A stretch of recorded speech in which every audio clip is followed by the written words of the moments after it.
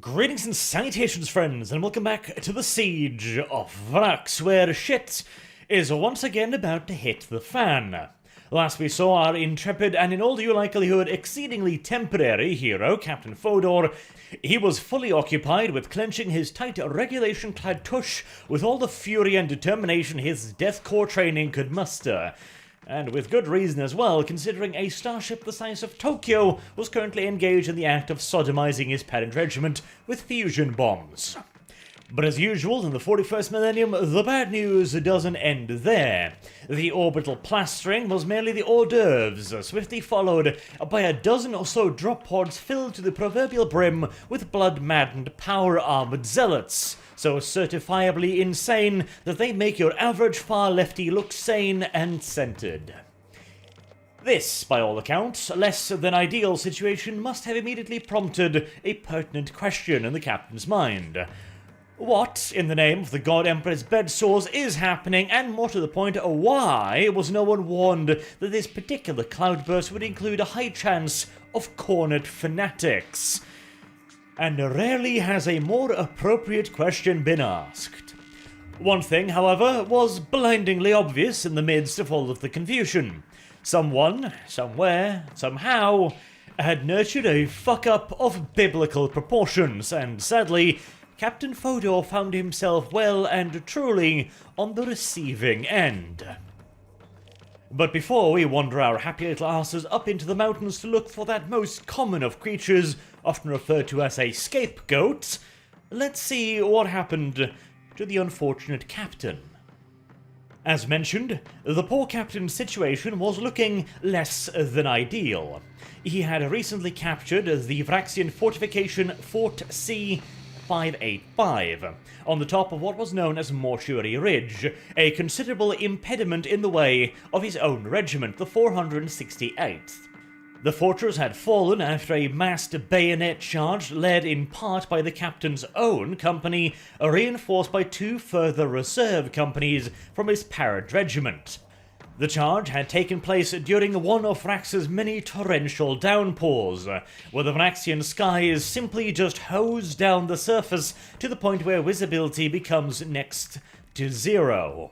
The three companies had then subsequently poured into Fort C-585 through various openings blasted into the fort's side by a Macarius heavy tank. After brief but savage hand-to-hand fighting, the three Deathcore companies had been able to force the Vraxians to abandon the fort.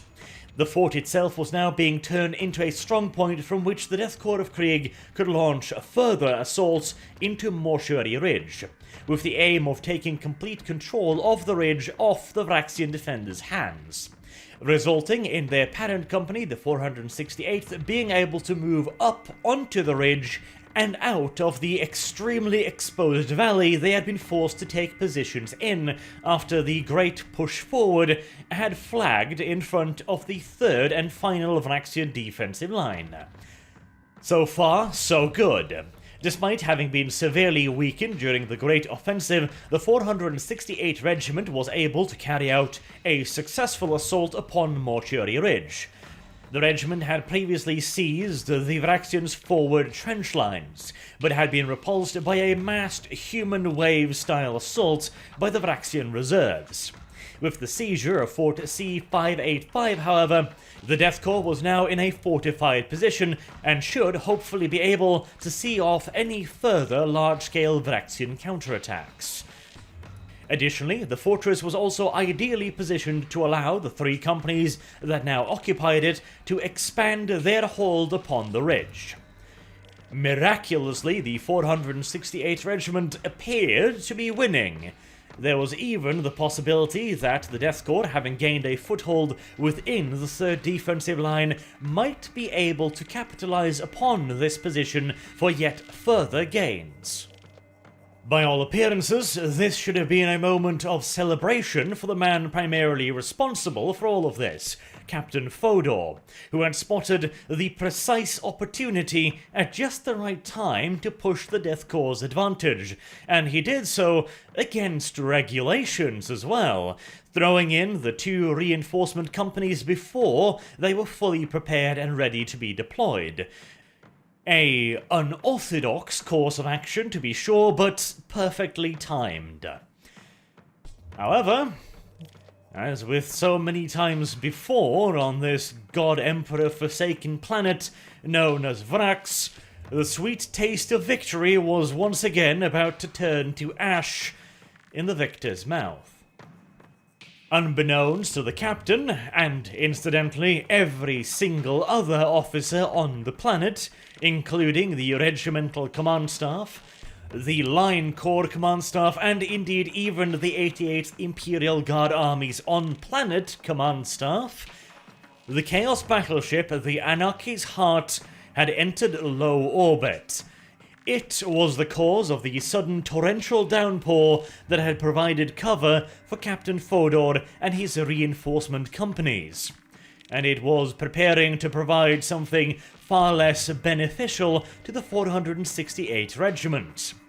It initiated its assault with a brief but devastating orbital bombardment, striking both the 468th Regiment and considerable portions of the Vraxians' forward defences. The bombardment was immediately followed up by dozens of Dreadclaw drop pods, filled with bands of Khornate berserkers from the Skulltakers and berserkers of Skalthrax, both elements of what was once the World Eaters Legion Astartes. Normally, a straight-up drop-pod assault onto a previously fortified position, as the Death Corps obviously had, would be considered a tad bit risky even by Astartes standards, but, well, the Death Corps hadn't come prepared to deal with even basic aircraft threats. They had, in their paranoia, brought along more anti-aircraft batteries than the Officio Munitorum really wanted them to, but that doesn't help much when they were completely and utterly unprepared to engage the drop pods. A drop pod, of course, falls out of orbit at an incredible speed. Even engaging it while you're ready for it is difficult enough. Trying to engage these plummeting transports whilst utterly unprepared is virtually impossible, resulting in the Chaos aggressors landing in amongst the Death Corps completely undamaged. There was, however, at least one small ray of sunshine in amongst all the darkness. Khorne's frenzied berserkers are not exactly known for their tactical acumen, even at the best of times, and having arrived in orbit mere moments ago, they had been deployed supremely swiftly, but without much, if anything, in the way of guidance or preparation. This led to the assault being far more scattered than it should have been, several Dreadclaws coming down in the Vraxian defensive lines rather than atop the Death Corps' own positions. And seeing as Khorne does not care from whence the blood flows as long as it does, you can probably imagine that the Vraxian defenders' first meeting with their new allies was somewhat less than cordial. Not that this provided Captain Fodor and his men with much in the way of consolation, as they were facing the very same power-armoured killers, except they were not incidental targets, they were the intended recipients of the cornered fanatic's fury. And whilst certainly this was a counterattack, something that the Death Corps had been expecting, it was of an order of magnitude more horrible than they might have imagined. And it flipped the entire battle on its head. Mere moments ago, the Death Corps of Krieg had the advantage. They were now engaged in trench-to-trench warfare with a solid fortified foothold from which to launch their assaults. Against the Vraxian defenders, the Kriegsguardsmen had every advantage. They had the experience, they had the training, they had the veterancy, they had the equipment, shotguns, fragmentation grenades, and powerful single-shot lasguns. Now, however, their fragmentation grenades, their shotguns, and even the Lucius Pattern lasguns were all practically worthless against the power-armoured monstrosities running rampant in their trench lines. The close-quarters combat, which had moments before favoured the Death Corps, was now decidedly in the favour of the cornered killers. Captain Fodor realized immediately that time was of the essence. Every minute that passed, entire squads were being wiped out. He would have to attempt to fall as many of his men back towards Fort C585 as possible, from which they could possibly organize at the very least some form of effective resistance, supported as they were by the Malkador heavy tank.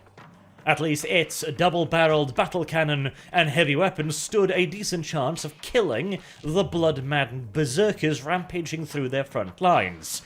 The only problem was, the cornered berserkers moved with unholy speed. By the time Captain Fodor had managed to organize some elements of his companies to begin retreating back towards the fort, the monstrosities were already charging towards the Malkador heavy tank. The vehicle's top-mounted twin heavy stubber was already blazing out a stream of projectiles towards the approaching berserkers, but it did little more than knock them momentarily off balance.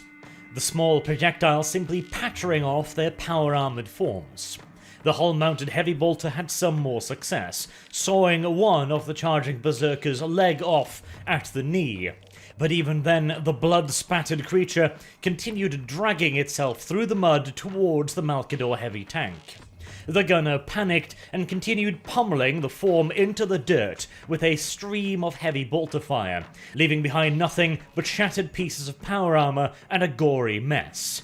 This, however, allowed the other berserkers to make their way through what should have been a blocking barrage of heavy bolter fire.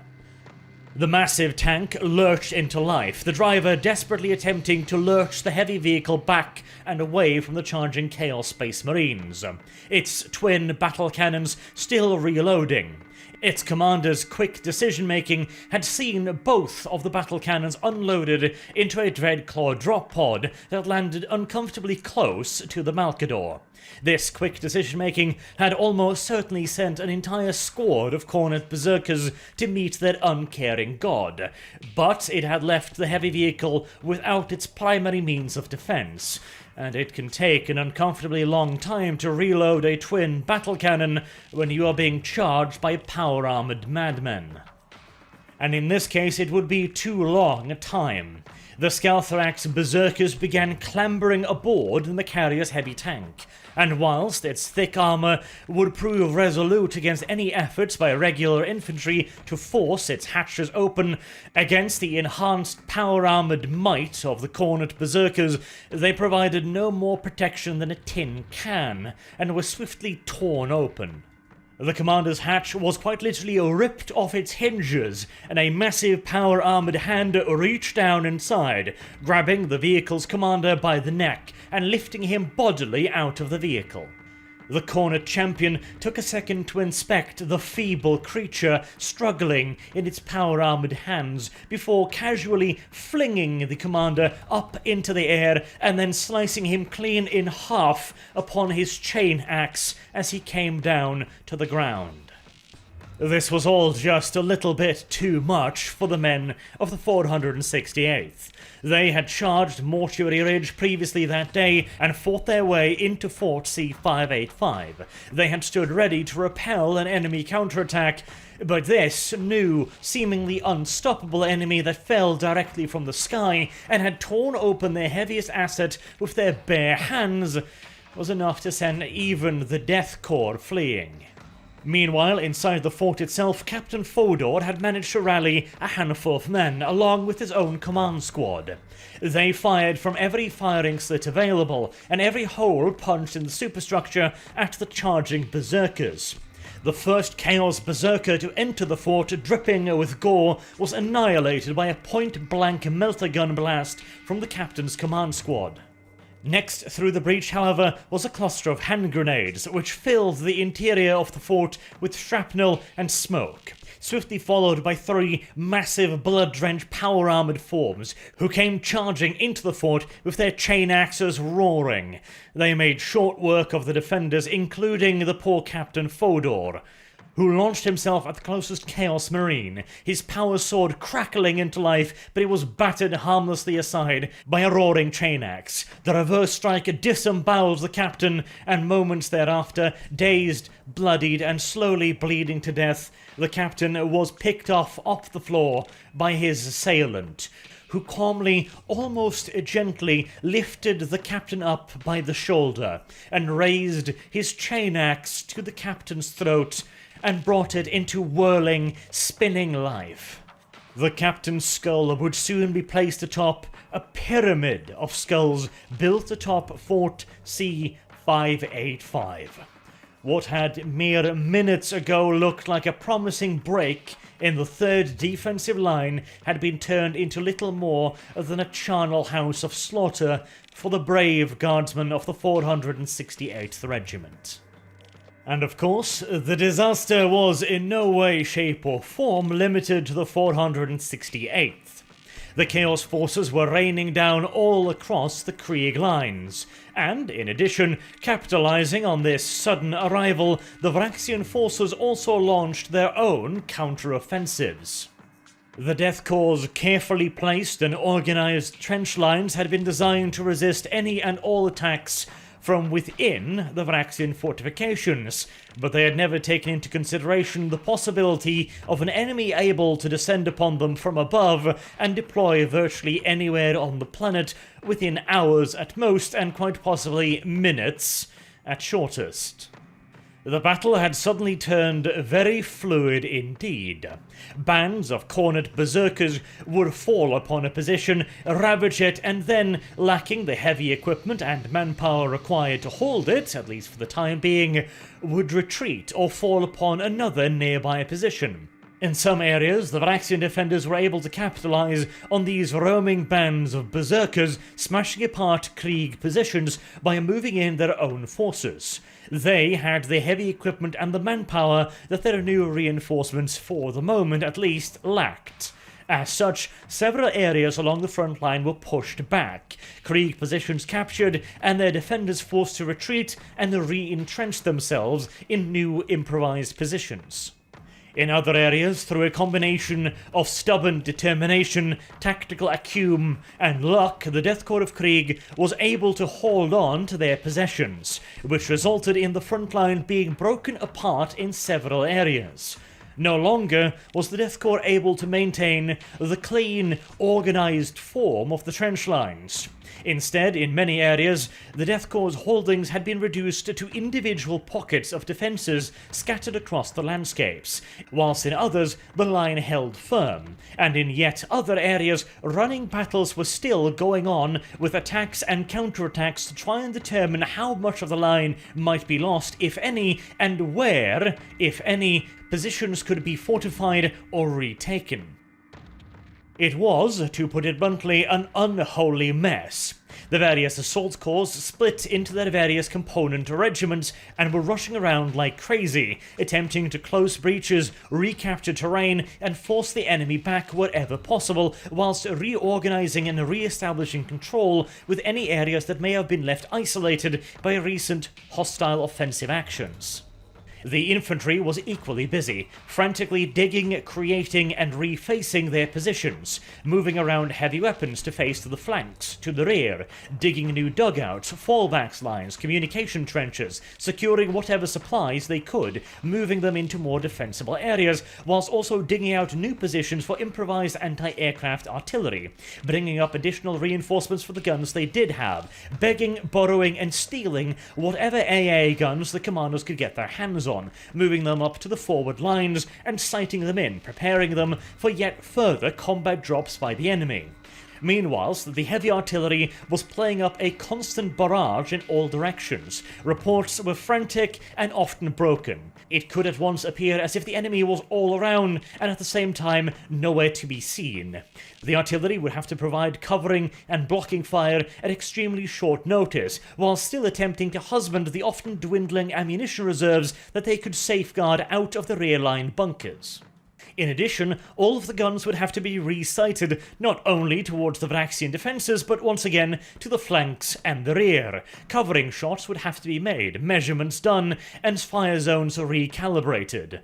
In a strike of deadly irony, the 88th Imperial Guard Siege Army was preparing itself to be besieged.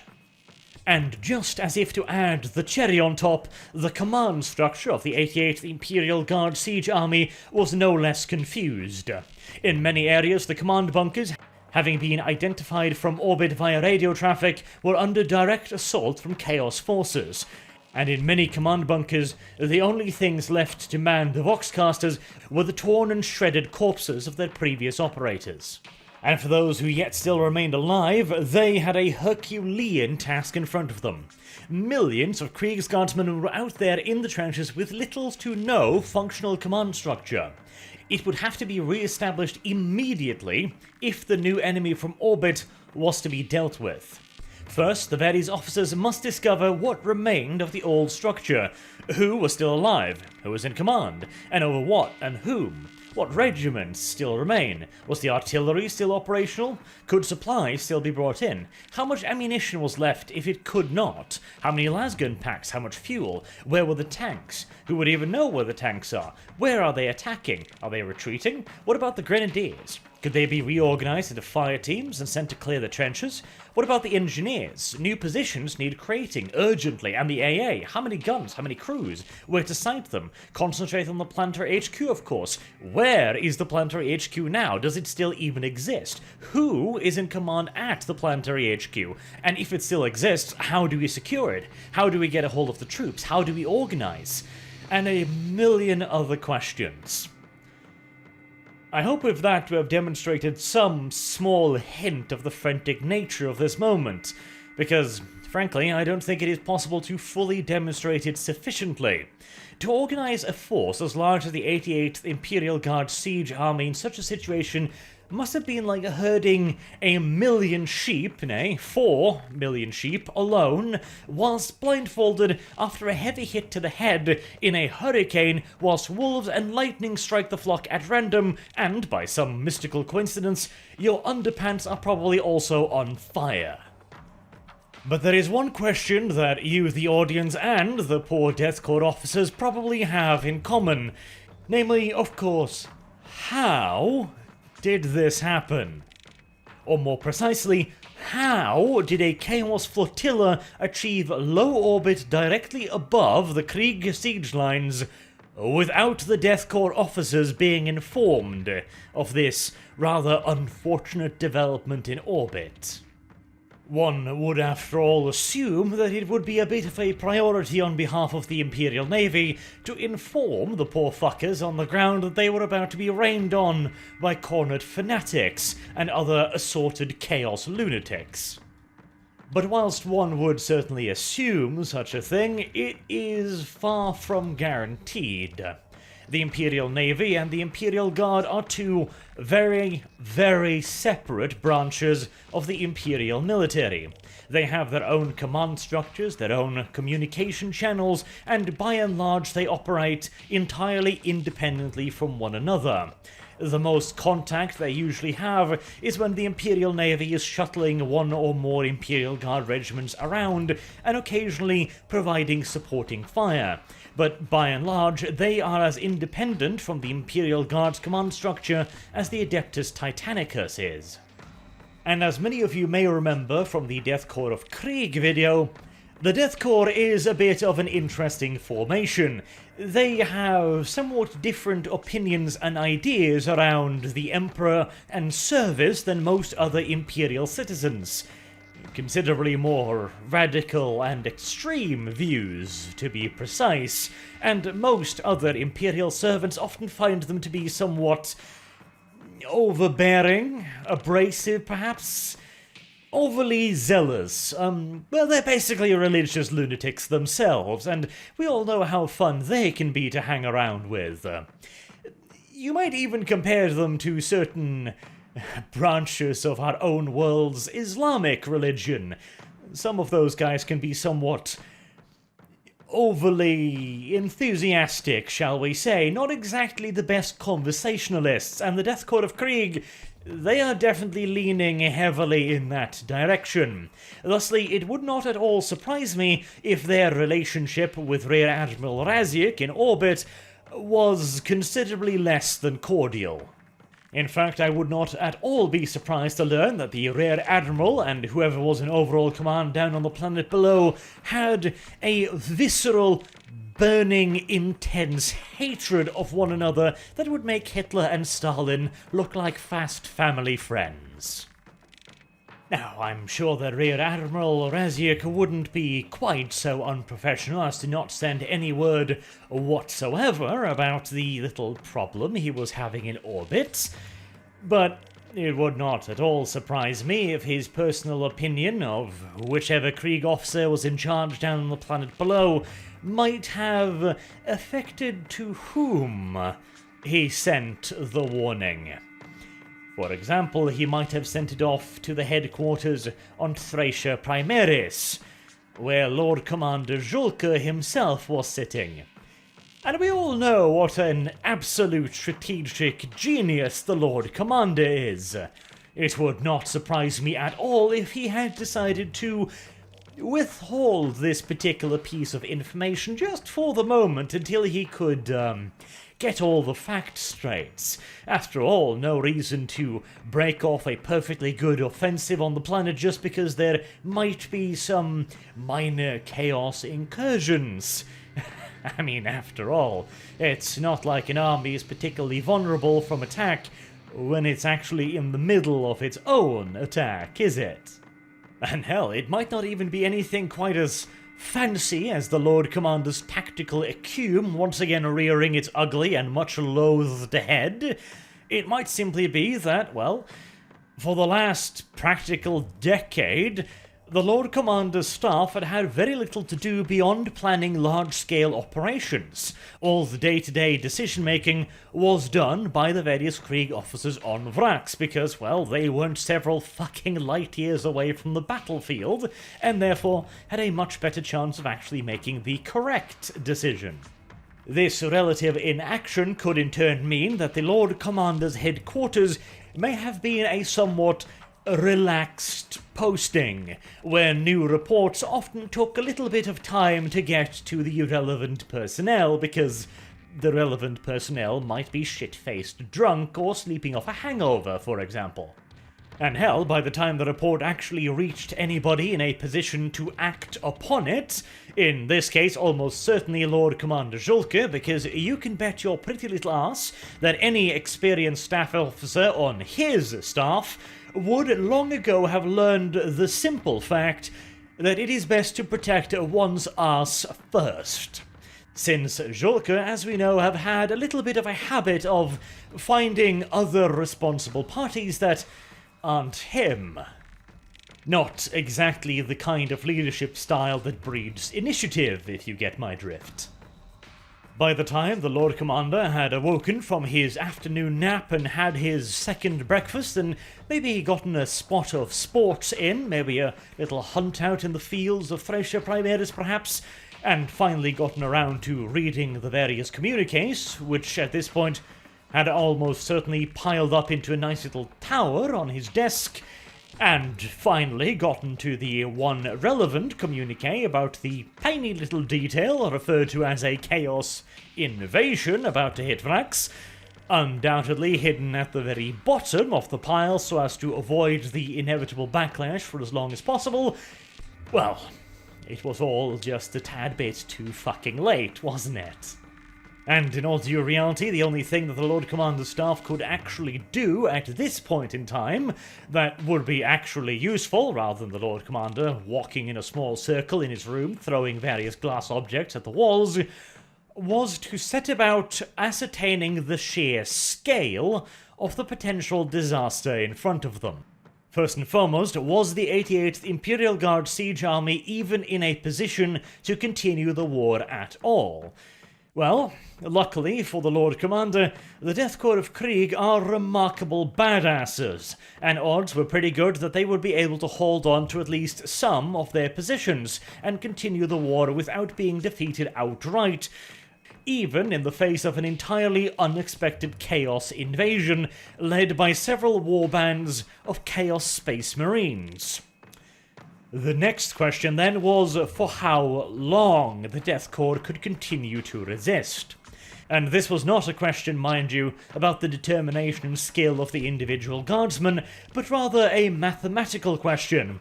How much supplies? How much fuel? How many lasgun packs? How many artillery shells? And how many reserves were already on planet?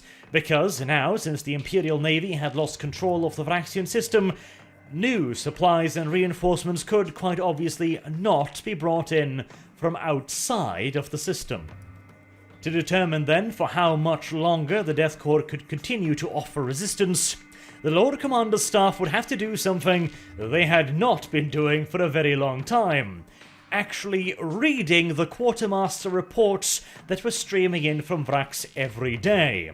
This was of course the Death Corps of Krieg. They are rather bureaucratic when it comes to warfare, and every single quartermaster would be writing almost daily reports as to the status of their current equipment, their ammunition reserves, the amount of men they currently had, the reinforcements expected, reinforcements on the way, in transit, weapons replacement, spare parts, etc., etc.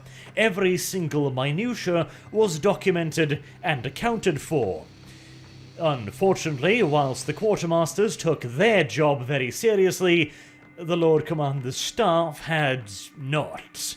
And so they would have to begin poring over all of the various reports from the beginning of the build-up for the Great Push, and all the way up until today. That was going to be an awfully large mountain of paperwork to climb.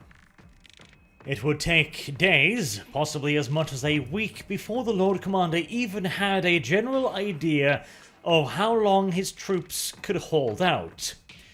Lord Commander Julka undoubtedly chose to not inform his superiors of this immediately. They didn't have to know just yet, after all. It wasn't critical yet. Something could surely be done, right? Unfortunately, there was that one little other thing that had happened as well.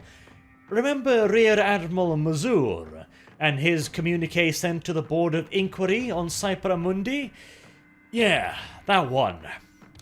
That's the kind of stuff that often comes across the desk of those far higher up in the food chain, and indeed this particular report flapped its happy little papery arse onto the desk of Lord Commander Segmentum Obscura on Cadia, Julka's immediate superior. Fun fact, when a hippopotamus becomes upset, its sweat changes colour. It takes on a reddish, glossy-ish hue, rather than being transparent as usual. I mention this because I imagine the Lord Commander Obscura's face would at this point in time look frighteningly much so like a vexed hippopotamus. And as we all know, Africa has few creatures more frightful and belligerent than an angry hippo, and the Lord Commander Obscura was about to demonstrate this fact by appointing Departamento Munitorum High Logistician Adept Istar Ornus to head an investigation to determine whether or not the campaign on Vraks had been mismanaged in any way, shape, or form. Suffice to say, the High Adept would have ample reading material for quite a while ahead, and many staff officers would find new and interesting postings on the eastern fringes, for example, to meet the growing Tyrannid menace, whilst yet others would find themselves with fresh challenges leading newly raised formations of penal legionnaires. And yet a few others would become intimately familiar with a small 6x6 and then the business end of a lasgun. Even Lord Commander Julka himself might have to look for a new seat in which to plant his overly generously upholstered tuchus. He was in no real threat of being demoted or even held responsible, however, because once again his family had far too much in the way of political connections. Justice, sadly, remains an infuriatingly blind bitch even in the 41st millennium. And God Emperor help his replacement, because he would have quite the mess to clean up if and when the Lord Commander was replaced. The sad truth is, however, that despite all of the political back-covering and face-saving and even occasional bouts of responsibility being handed out in copious quantities, all of this did precious little to help the poor bastards on Vraks, which still had an invading force of Chaos Zealots to face off against. And on that, once again, cheerful note, I think we'll wrap up this video. Expect 2 videos next week as we detail the new disposition of the forces on Vraks and how the Death Court of Krieg was going to deal with their new guests, including those disembarking from the Aron's Bane. Because remember, the forces in low orbit weren't the only ones about to make their presence known to the Death Corps. Until next time, I've been Arch. Thank you all very much so for watching. If you enjoyed this series, please do consider sharing it around to anyone else that might be interested, as I think this is probably the biggest 40k lore series on the web right now. It certainly has grown into quite the monstrosity, hasn't it? Anywho, until next time, have a good day.